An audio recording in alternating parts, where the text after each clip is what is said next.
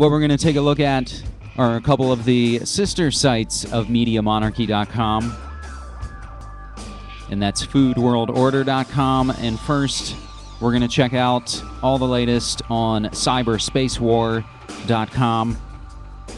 The ugly list of headlines posted under DEFCON 520, our defense condition for May 20th, if you will. Dumb fucks, spy planes, and barcodes. Yes, that's right, my friends.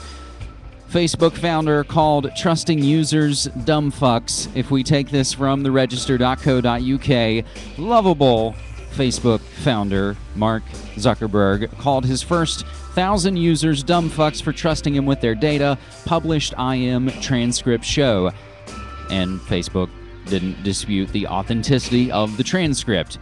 Zuckerberg was chatting with an unnamed friend, apparently in early 2004. Business Insider, which has a series of juicy anecdotes about Facebook's early days, takes the credit for scooping this one. And you shouldn't be surprised. We've gone over in the last couple of weeks, not extensively and not as much as we should, but that's what so much of this is about, is laying out the path for you and try and do it through the show, read things into the record. It's all laid out on the site. It's all there as a part of the data mining and more better information. Yes, there's a sea of information, and a lot of times people's reaction is to just shut down and say, I don't believe any of it, and everybody's crazy. Which is hard not to do sometimes. But I've done the sifting for you and laid a lot of it out. And we've gone over Facebook's connections to the CIA, the investment arm of the CIA in QTEL, gave the second round of capital that really got Zuckerberg and Facebook rolling. And the cry has been growing, and again, we've gone over this, I believe, on the previous episode, of now calls for mass exodus and boycotts. Facebook alternatives, a look at 9 social networks you could switch to. That's on Huffington Post. Pipio, I believe, is one of them. I can't remember the names of some of the others. And the last Facebook note, again from the Register, Facebook scrambles to close hole exposing private data. It's just been fiasco after fiasco for them. That, again, should come as no surprise to you when you find out the way it's all been set up.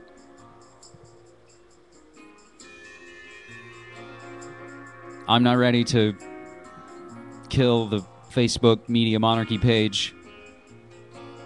Because, again, as we've always said, it's just a tool.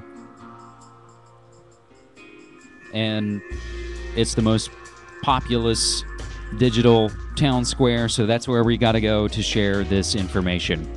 Further on down the ugly list of headlines, most browsers leave fingerprint that can identify users. This goes into something I believe we hit several months ago in Media Monarchy, and it's the panopticlick from EFF.org. I believe it's panopticlick.eff.org, and it'll run a test on your own browser to see what your browser fingerprint is like. Students to be given access to laptop spy photos. This from ArsTechnica.com.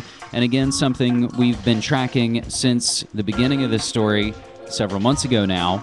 In Pennsylvania, the school giving kids laptops, snapping what we now learn to be at least 50,000+ photos.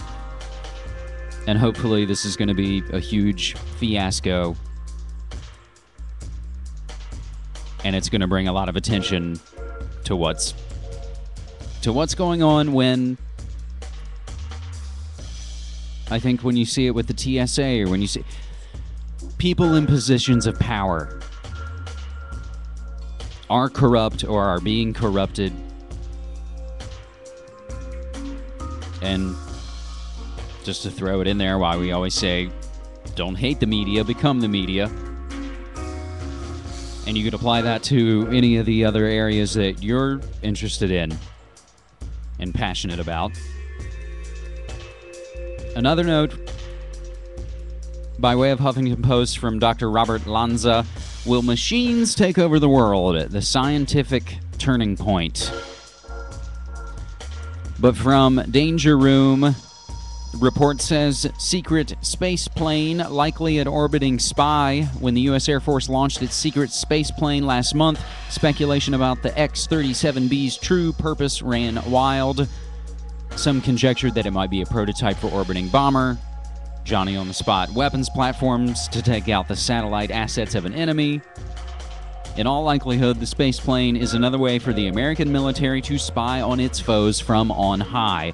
That's the conclusion of a new report from the Secure World Foundation provided to Danger Room, and that PDF is linked up for you. And again, we covered the story of the X-37B spy plane launch on MediaMonarchy.com.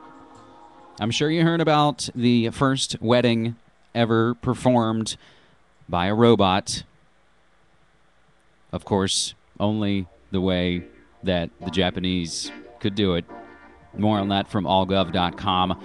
A creepy one from Fox News apropos of no new developments. It's just an interesting thing. And again, we kind of see you got to get your good media where you can get it and make sure you PDF it and save it and download it and archive it. Cloud computing be damned. We should still be pack rats with all of this. Again, because we never know when some kind of I-9/11 event that Richard Clark is running around thread-a-gandying about. But I'm digressing. A report from Fox News, May 14th, 2010, asks, "Where's Jimmy?" Just Google his barcode. Scientists currently tag animals to study their behavior and protect the endangered, but some futurists wonder whether all humans should be tagged too. Now, we don't have time to go through all of this, but suffice it to say, wouldn't be surprised when we go down this and we just see IBM. They brought you the Hollerith punch card system. They let the Nazis do what they did, helped by Western finance oligarchs. You'll find the same families of multi-generational serial killers and eugenicists behind all our fake heroes and villains. But basically, suffice it to say, don't have time to go through all that, and what you should just check out is WeThePeopleWillNotBeChipped.com, WakeUp.tv, SpyChips.com to learn all about the RFID, microchipping, VeriChip, Positive ID, Digital Angel. And hopefully this is the kind of thing that will make mainline Christians who sat on their ass for the last 8 years while George Bush ran wild, now that they think all this bad shit just started with Obama because he has a D after his name, maybe they would at least get activated against these kind of issues because, of course, it's prophecy. Obama's regulatory czar pushes creepy plan for legally controlling internet info. That's more from our good friend Cass Sunstein, of course, who has advocated for the cognitive infiltration of conspiracy theorists. More on that from Blacklisted News. We also have 3,000 officers switch to cyberspace specialty. That is from AirForceTimes.com.